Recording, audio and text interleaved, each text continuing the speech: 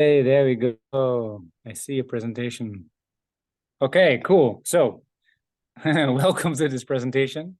Maybe I'll weave in some answers to your question, Deepak.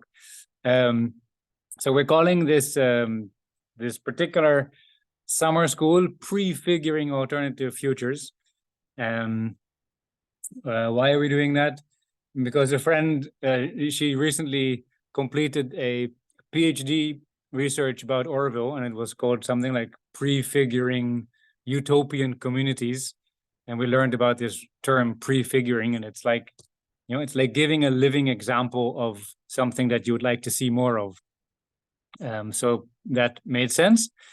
And then alternative futures, yeah, similar to what Wahid was sharing in the introduction, that we face a lot of existential angst these days with lots of collapse all over the place, and the world badly needs alternative pathways, and if we can prefigure those, kind of demonstrate what is possible, we can gain back some hope and some future orientation. So we thought it would be worth spending 10 days together at a site. So if you can do the next slide, Hamim, I can show you where that site is. And yeah, so the arrow is not very exact, but it's in Western Romania. It's actually a region called Transylvania, and in different ages of imperial history, it belonged to the Hungarians.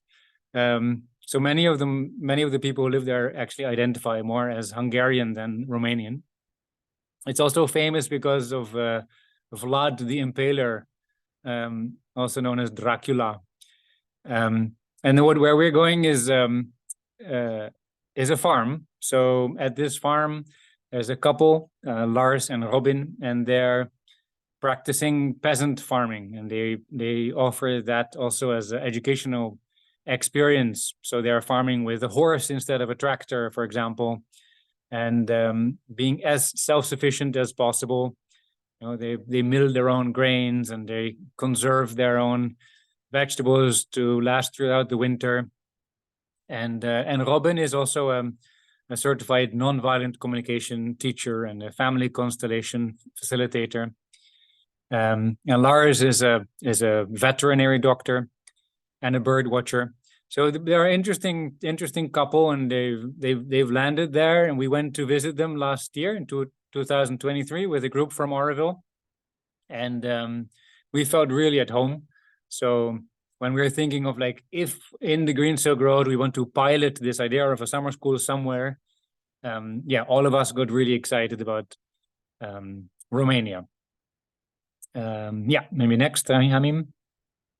So, like Deepak said, there's different stories about a squirrel going from Istanbul to Ankara without touching the ground, or I learned also about the monkey going from whatever Shiraz to Tehran without touching the ground. So there are many of these stories of animals crossing.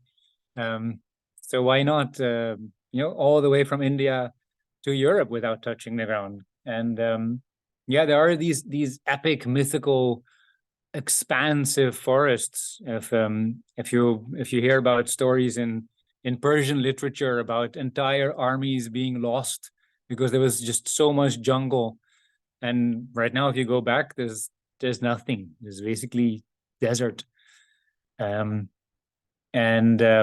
Despite climate change, has been changing the agroecological reality, we still believe that it's possible to bring back a lot of forest in places where there is none at the moment. And there's also a virtuous cycle. They call it, I think, the water pump or biotic pump logic of, if you plant enough forest, it'll actually bring back the rain that can again bring more forest. So that's one foundation of our dream of a Green Silk Road. And the other foundation is a more civilizational question. If we're talking about the collapse of many things, in my understanding, what the many things have in common is centralization. So you see collapse of a lot of centralized systems and, rigid hierarchical pyramid type structures. So we're borrowing this motto from the Zapatista movement in Chiapas in Mexico, that we want a pluriverse. We want a world in which many worlds fit. And for those of us in India right now, I guess it might resonate that what we're seeing is that there's a acute threat to cultural diversity right now happening in India, with a lot of homogenization and so forth. And we want to basically row the opposite direction towards more pluriformity and more cultural and epistemological diversity. Next, so a little bit of a background of what this Green Silk Road has been up to since 2018.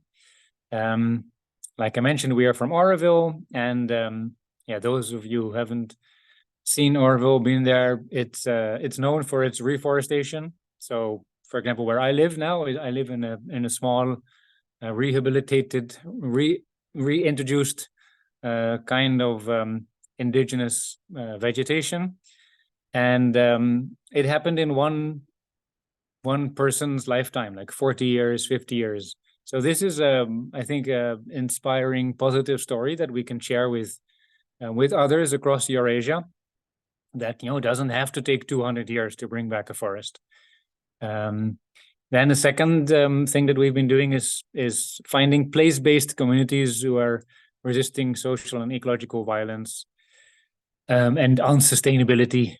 So whether it is a group of parents trying out a forest school, or whether it is an NGO working on like inclusive societies, we see the Green Silk Road as like a necklace of pearls of these place-based communities and initiatives, people and projects. It doesn't have to be very institutional, but there's an intention behind what's happening on the ground.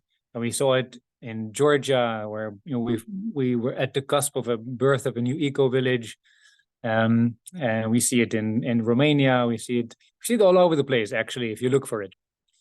And then, the next is, so one is supporting.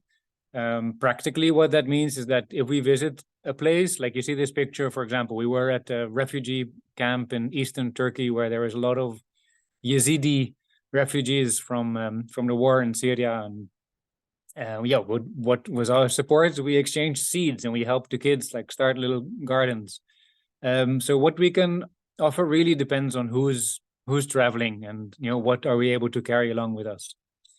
But the third point is more connecting these hotspots of change with each other. So in a fancy world, we call this a peer-to-peer web of solidarity, where people realize that they don't really need outside of the sector help. If they can support each other, that answers most needs. And then the fourth point, imagining a planet-friendly version of inter-regional relations. So unfortunately, we haven't cracked all the challenges yet. So leaving India has been kind of difficult for us. We haven't been able to get a visa to go through Pakistan. And right now, as Wahid can testify, things in Iran are also quite dicey and complicated. So we're doing as little flying as possible, but sometimes we have to cheat a little bit. So for example, last time in 2023, we wanted to go through like Uzbekistan, Kazakhstan, cross the Caspian Sea, go through Azerbaijan, but then we realized Azerbaijan closed all its borders because of the war in Ukraine.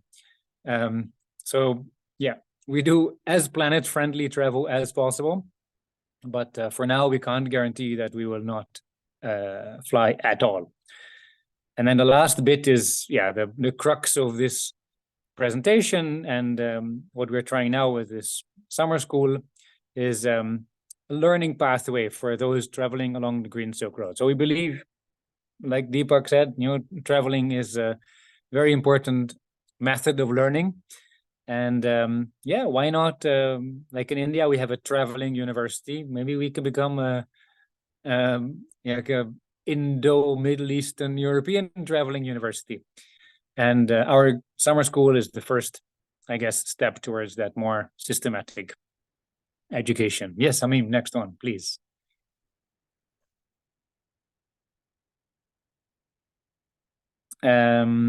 So practically, what are we trying to achieve with this 10-day summer school?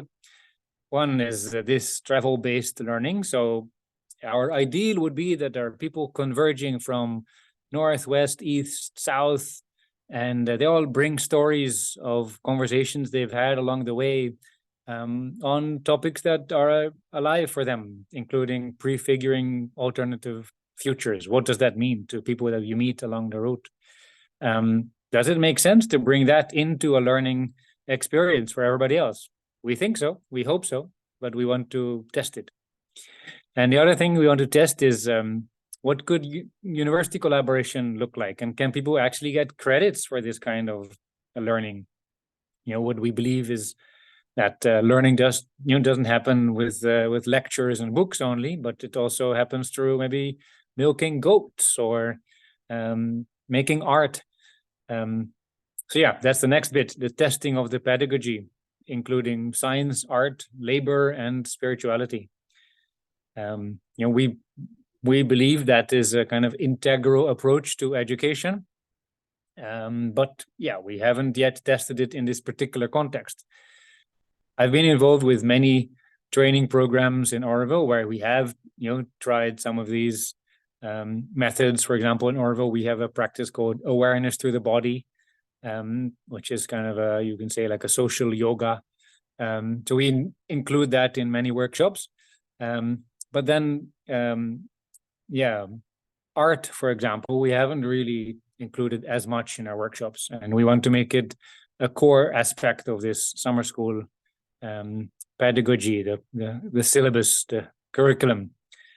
And the last bit is this, those of you who know the Vikalp Sangam network in India, we often speak about, what it takes to really build a genuine alternative to the dominant dysfunctional paradigm.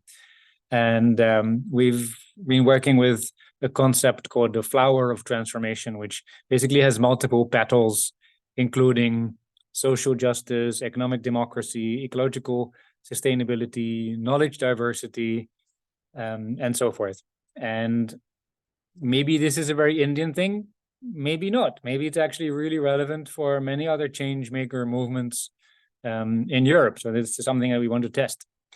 And if we are happy with all of this testing, then basically we can more confidently promote it with more partners. For example, in more countries. Why not have a winter school in Turkey or a spring school in Georgia? So that's where we're going with this. Yeah, I mean, next.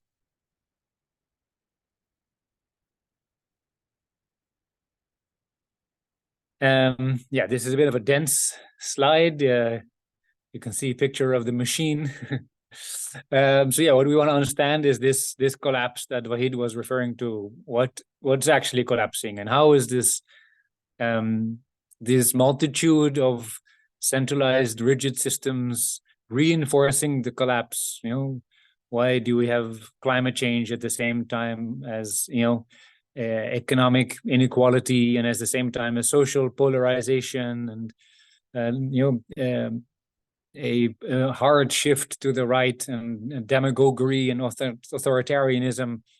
So what is this nature of what we can call the poly crisis, or the meta crisis, or the perma crisis? There's a whole like crisis literacy out there. And yeah, we want to do this with all of ourselves. So it's not just about understanding, but it's also about feeling into it and facing it. Then we want to move towards all right, what else is out there? What has been tried? What worked? What didn't? Why? So there are different movements, including, say, the eco-village movement, or social entrepreneurship movement, or alternative education movement. And then people, as the diversity of participants will guide us, like what experiences can we go into more depth, because we want to share from people's lived experiences with all these different movements. And then the third topic is about system change. How does that actually happen? What frameworks like this flower of transformation, can that help us avoid unintended consequences? Often the solutions of today become the problems of tomorrow. What can we do about that? How can we complement each other's expertise and build collective intelligence around these future alternative pathways? And then finally, as I said, I'm living in a forest, and I don't know whether you heard that gecko, but there was a gecko who wanted to say something. How can we bring in the voices of the more than human world? The voice of the river, the voice of the landscape. What is there such a thing as interspecies wisdom, interspecies learning? Can we tune into the collective intelligence of the entire web of life? How do we tune into that? What kind of practices help us do that? Also in our if you're running an organization or a company or an NGO, what can be these sources of intelligence that can inform our decisions at the organizational level as well? So those are some of the more categorically defined content areas. Next, Hamim. And here you see that flower I was talking about earlier, with the different aspects of what a genuine transformation would include. So I already mentioned social justice, ecology, economic democracy. Another important one is governance and forms of decision making and power sharing.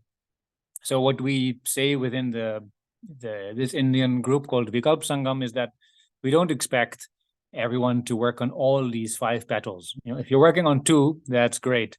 And if you're open to improve on the other 3, that's even better. And if you're open to do it in a peer-to-peer fashion where you share, what worked well for you with other people, then that's kind of ideal. And if you see that as a flower, then on the left in the slide, I drew some. You can't really see it very clearly, but those are some roots. So this inquiry can be rooted in different wisdom traditions. Science is an obvious one, but maybe art also is a wisdom tradition. Maybe physical labor is a wisdom tradition. Contemplation and spirituality is definitely a wisdom tradition. So I won't go too much into this, but this is a glimpse of our pedagogy that is informing our design of the learning experience. Next,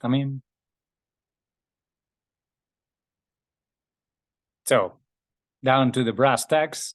How much time does it take, especially if you're traveling from India? It depends a little bit if we're going to go overland through Iran or if we're kind of skipping Iran, because that makes a big difference. Including Iran, I think we can do it in 4 weeks. Sorry, my battery is going down. Put it in the charger.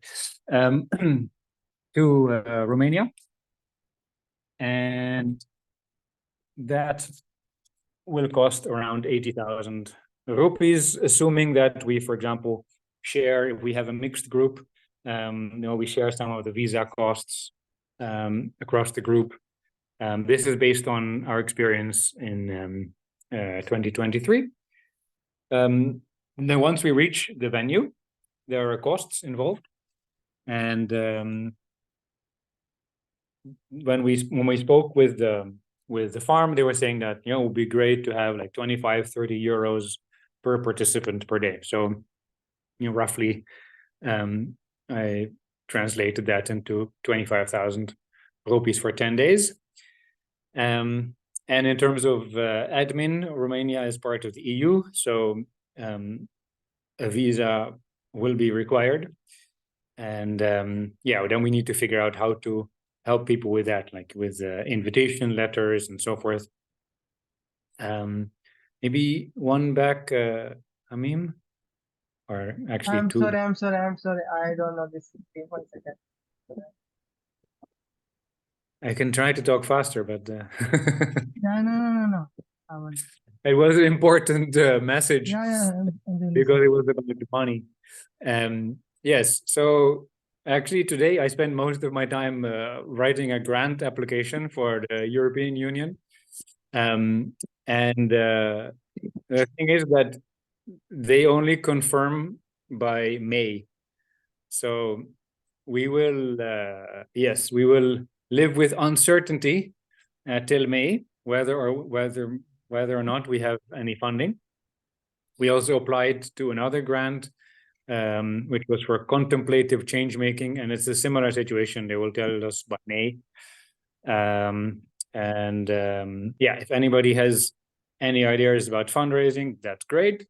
We also thought of, if we have a bunch of committed, interested participants, then maybe we can do like a shared fundraising where people can tap into their own networks. We unfortunately do not have a lot of high net worth individuals in our network, or like, corporate social responsibility sponsors. So yeah, for now, I think it's good to assume maybe that there is no budget, and meanwhile work on increasing the chances of getting some funding. And of course, we'll be very transparent. Any information we get from donors, or any progress or any new developments, we'll share with everybody so we can keep planning accordingly. Yeah, and then the last slide. The next one, I mean, this is about, who we are inviting for this. So, like I mentioned earlier, the stories of participants are a really important part of the, yes, it's for one way, Deepak. Yeah. But of course, if it includes visa, two-way doesn't necessarily mean twice the one-way ticket. So maybe two-way would be maybe 1.3 lakh or something like that, 1.4. So the participants that we are aiming for are basically people who have asked themselves these kind of questions about, like, what's collapsing and what's arriving, what's emerging as an alternative. Some might be studying it deeply and doing a PhD. Somebody else, might be exploring it through their art. Somebody else might be working with communities as an activist. And maybe somebody else is like running a municipality program and thinking about, public sector role in all of this. So our ideal is to have a mixed bag of participants, and let's see who shows up, and we will adjust based on that. We are into co-creation and into participative design. I remember there was one question somebody asked who filled up the application form about whether it's possible to bring kids and family. I would say, why not? It's just that, when we are on the site, we're gonna also do some contemplative things and some activities that might not be relevant for kids. So yeah, we will need to talk about the details of, we don't want to be responsible for running like a parallel kids-friendly program. That's not the aim of this summer school. But if we can co-create it with parents, I'm totally game for that. Sea route from Ethiopia. That means like through the Suez Canal. There's a couple of difficulties with going by boat. Maybe we can close this presentation. I mean, because that was the last slide, and there's the thank you, and there's our mail ID. So yeah, it's nice if we can see people's faces again. Yay! So thanks for that first question, Deepak, about why not by boat. One complication is that it's hard for to get through immigration if you're on a cargo boat, and there are actually not that many people boats. So there has been talk about a boat from like a ferry from Kerala to Dubai, but flying is so cheap that it seems that very few boat companies want to actually take up that stretch. So it would be amazing if that boat suddenly appears, but it's not very, very likely. And yeah, through Ethiopia, I don't know what that route would be, but yeah, we can talk more about it later. I think right now, for now, what's important about doing the overlanding is that you can visit place-based projects along the way, and if you're in a boat too long, that's not so easy. Wahid is asking about time and cost from Istanbul. Oh yeah, that will be much less. It's there's basically a direct bus to Plovdiv, which is an overnight bus, and from there it's like 1.5 day to Romania. So from Istanbul will be like, including meeting people on the way, is like maybe 5 days. And the cost, I will have to look. I did it in the summer, but it's not much. It's maybe altogether maybe like 50 euros or something, in that order of magnitude. Okay. Just I have a question about the visa. I don't know if there is any opportunity to take visa from Iranian passport, because that's Schengen visa that I think it needs. Yes, exactly. So I don't know whether you have to be in Iran to apply for that, or whether you can do it from Turkey. But it's definitely From here, something you can do it from Turkey. Okay, cool. Yeah, it's definitely something that I would want to help do some research on. I've been trying for the Erasmus grant application to get different partner organizations in different countries, and then if we would get that, we would also have like a very kind of officially endorsed program, and I think that might help with application for Schengen. Otherwise, what I know from experience with when we went to travel with our friends from India, one of the most important factors was that you need to show that you have a very important reason to leave Europe again. So either you have parents that you need to look after, or you have land, or things that bureaucrats understand that you need to go back to. But yeah, I'm very aware that Iran is a very complicated country to apply from, because there are very good reasons to leave the country. And yeah, I guess the immigration also knows that very well. Yeah, all I can say is that I'm happy to help you try, and then yeah, we'll keep our fingers crossed. Thank you. We are, me and Benny are a student here in the university.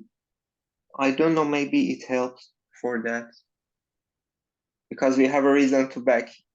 Yeah, exactly. Yes.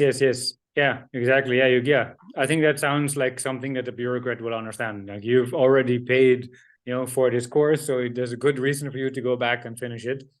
Yeah. Okay.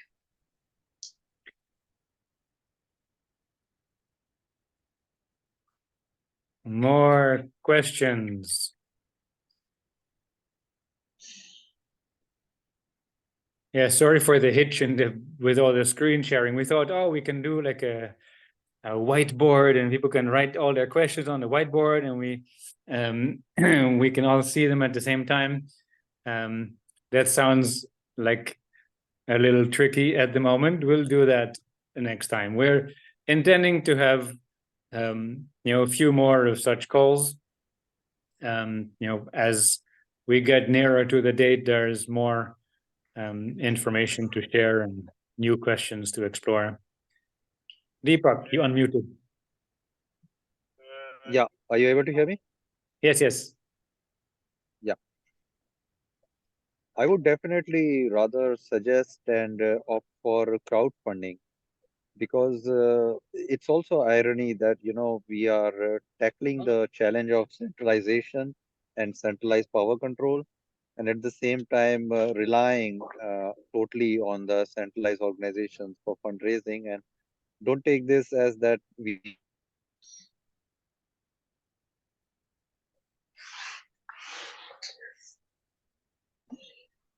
Yeah, I agree. I love funding. the idea. It takes a crowd to do the crowdfunding as well. So Exactly. Yeah. once we have So more coming to the people crowd, in this group, yeah, coming to the crowd, I don't think that we need a much bigger group. You heard that saying, never underestimate the power of a bunch of committed individuals. So if we have like I saw in your brochure that you will only confirm participants by March end. So what I propose here is that by February end, if we have committed 5 people or 4 people, minimum 4, and those 4 or 5 people do a crowdfunding,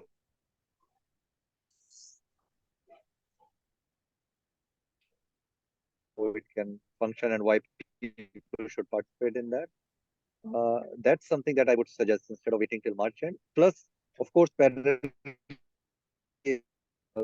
funding routes as well. great. Yeah. Sounds good to me. We just recently started putting out the word.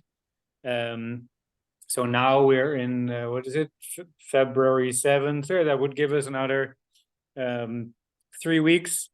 I think it sounds feasible, to have like a first cohort of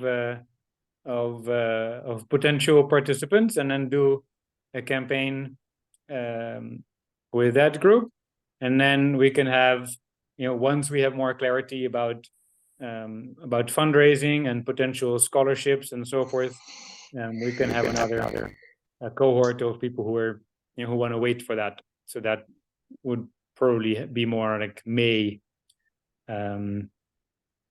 But yeah, it makes sense. I'm actually personally going to travel to Turkey, not by boat or bus, but by aeroplane, in next week, and then I'll be back by March 3rd. So after that, I'm happy to be involved with crowdfund campaign designing, etc. But yeah, meanwhile, Hamim is here.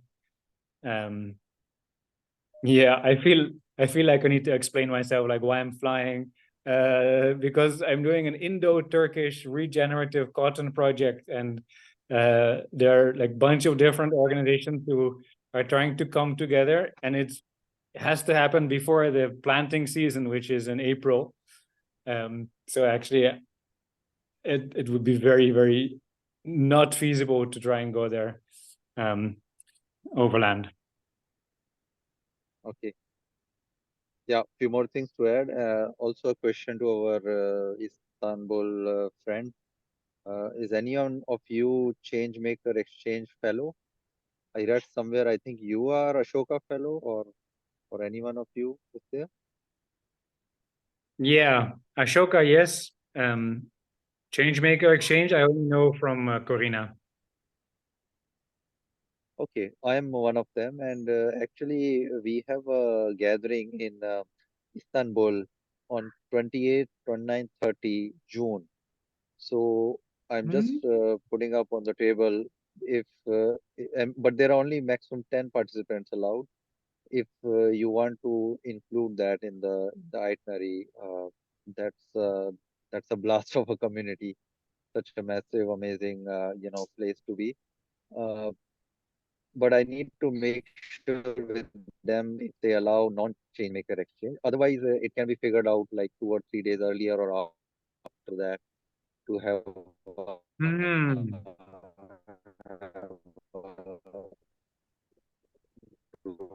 this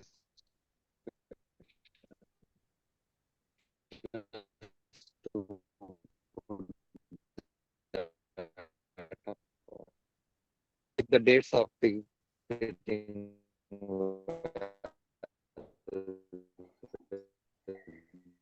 The sound is really bad, Deepak. 28 to 30 June.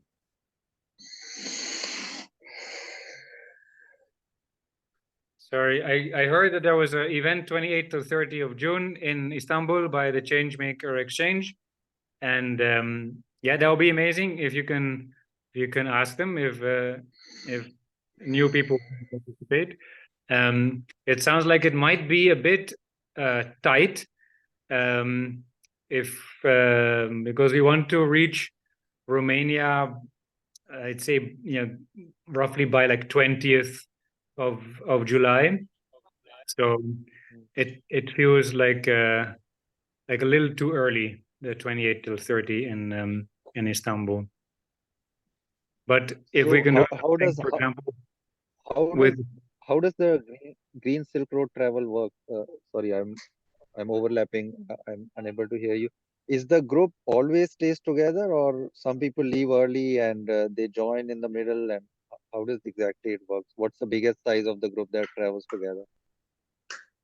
it's completely ad hoc and flexible. So in this case, we have a fixed program from 22 to 31 July. Everything before and after is totally flexible. So yeah, we make it up as we go along. And when we are preparing, when we reach out to different projects, then yeah, we basically decided together with them, no? Like if you want to go and visit a particular organization or focus on a particular theme, whether it is education or ecology or cultural exchange, we basically design that with the travelers, the hosts along the way. Okay.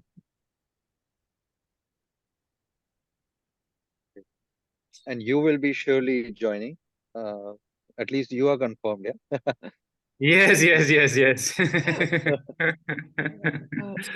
Yes, I am confirmed, and very likely this Hamim mentioned that we have another colleague. His name is Cyprien. He's from France, but he's also volunteering with us right now in Oroville. So he's also, I would say, 90% confirmed. And then we have a common friend to Wahid and myself. His name is Omid. He is also like co-designing this whole program. He will come from France, from Paris, so yeah, that's kind of the for sure hardcore from now. But yeah, I'm quite confident that we will get at least like 10 people for sure, and then if we get more, that's great. Then we can the exchange would be more rich.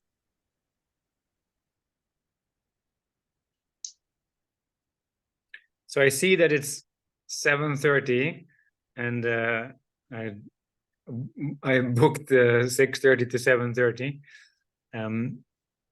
I'm conscious of everybody's times and calendars. You have something you want to ask? Oh, I forgot your name. Ruba?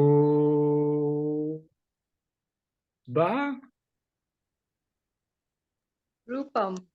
Rupam. Close. Yeah, I'm good at the moment. I'm just absorbing the information. Okie dokie. So yes, I'm sure there will be questions arising, and I'm really interested. So let's see and hope for the best. Great, great. So Wahid, do you have any more questions?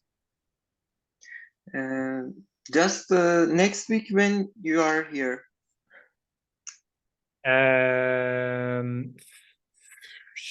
15. 15. Yes. Okay. But we might go straight to Izmir, and so yeah, that depends a little bit on Berk, who is my local host, because we want to go to Izmir to meet cotton farmers. So maybe I'll come to Istanbul on that.